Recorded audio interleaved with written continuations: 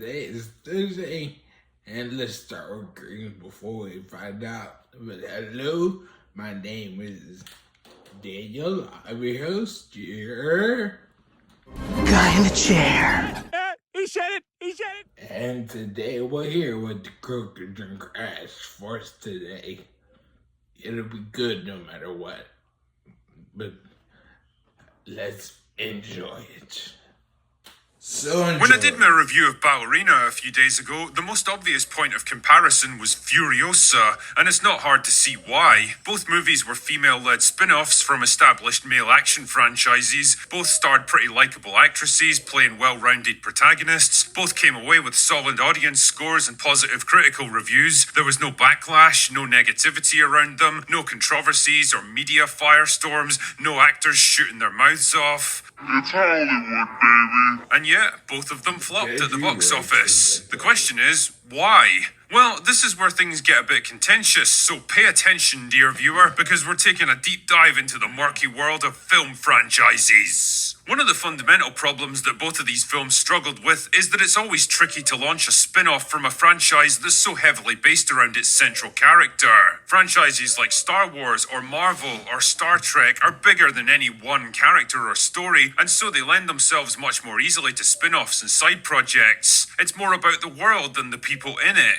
Character-based franchises are a completely different story though, because they are the selling point. In this case, both John Wick and Mad Max soon became bigger and more memorable than the actual movies they were part of. Most people would probably struggle to remember the plots for John Wick 2 and 3, but man, they remember Keanu Reeves was fucking cool, and that's what they really gravitated towards. That right there is what kept them coming back for the next installment. Mad Max Fury Road kinda struggled with this problem because Mel Gibson had aged out of the role while the movies were on hiatus, forcing the studio to bring in a younger Tom Hardy to replace him. They more or less got away with that though, partly because the awesome action scenes compensated for it, but also because there was still some kind of continuity there. Even if the actor might have changed, it was still the same character they'd come to know and love over the years. Both Furiosa and Eve from Ballerina didn't have the benefit of all that fan goodwill and attachment. They had to earn it like they were starting from scratch. They weren't piggybacking off the success of their predecessors. They had to stand on their own merits and earn it for themselves. Unfortunately, their studios didn't seem to understand this and budgeted both movies like they were mainline sequels. To put this into context, the original John Wick brought in $86 million worldwide, which isn't exactly blowing the lid off the global box office, but it didn't have to. It only cost $20 million to make, and so that $86 million haul generated a nice little profit for the studio. Ballerina, on the other hand, is projected to make about $100 million worldwide, which would have been great news if the studio had the sense to budget it like the first John Wick.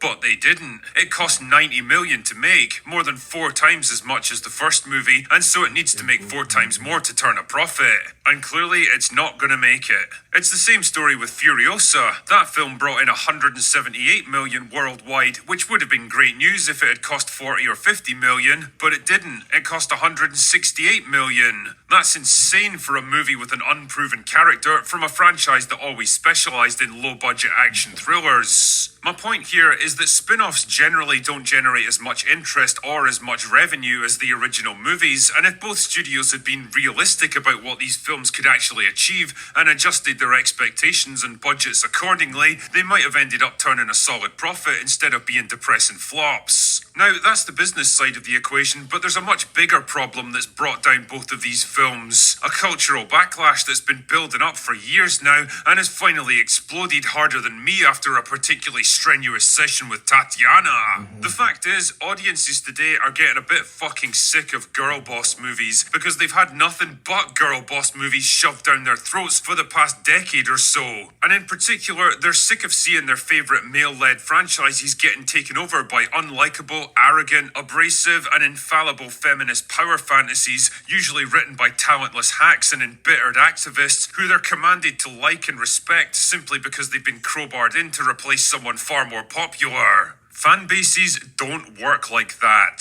The big pop culture franchises are the most obvious and high-profile examples of this, but the truth is that it's spread to almost all facets of entertainment. Like, how many times have you been told that some old movie or TV show is getting a revival, updated for modern audiences, of course, usually followed by sneering think pieces decrying the original as a dated relic of a less enlightened time, and fawning interviews with pretentious actors up on their soapboxes about how excited they are to bring a modern dimension to their formerly outdated characters? How many times have you seen your favourite male heroes brought out of cold storage just so they can be mocked, belittled, outperformed, and ultimately replaced by their idealised, overpowered female superiors? It's all happened so many times now that even the most easygoing, culturally neutral normies are just kind of fucking done with it. It's exhausting and demoralising, and most people just can't handle it anymore. And at worst, a good chunk of audiences are actively rebelling against it. And what's the end result of all this? Well, in blunt terms, the female action star is fucking dead now. Audiences have been burned so many times now that anytime a new female-led movie shows up, they basically roll their eyes and say, "Ah, here we fucking go, another girl boss." They're unwilling to give any female-led action movies a chance now, to the point where actual good and respectful examples like Furiosa and Ballerina all get lumped together and flushed down the same cultural toilet bowl as the watery shite excreted by Disney, Marvel and Amazon.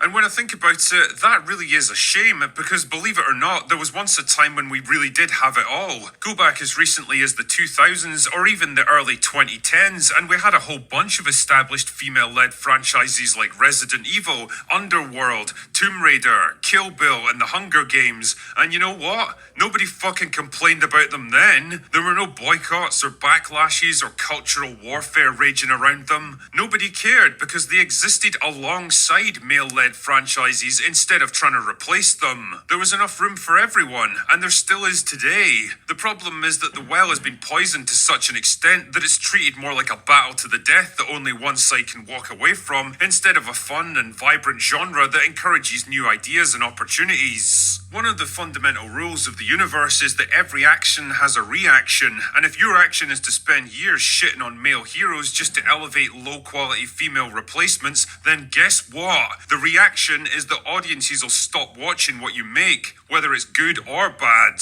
The female action star is dead because the girl boss killed it. Anyway, that's all I've got for today. Go away now. Hey guys, yes, I hope everyone liked what they saw, and call me crazy, but I haven't seen one John Wick. Not my cup of tea, I think. Too much killing, or not even that, it's just, I don't know.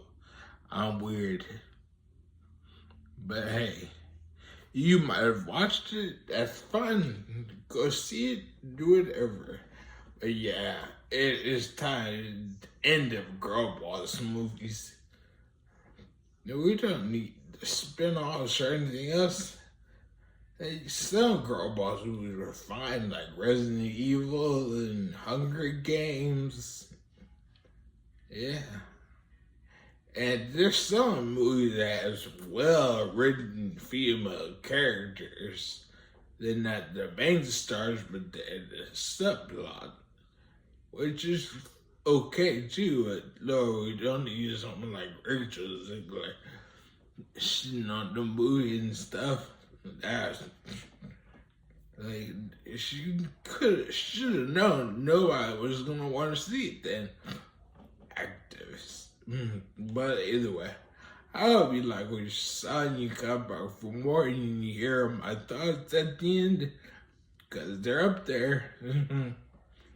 But like, comment, share, and then subscribe. And I'll leave this over here. I hope it's an awesome night and the rest of the day goes really well. And I'll see you in the next video.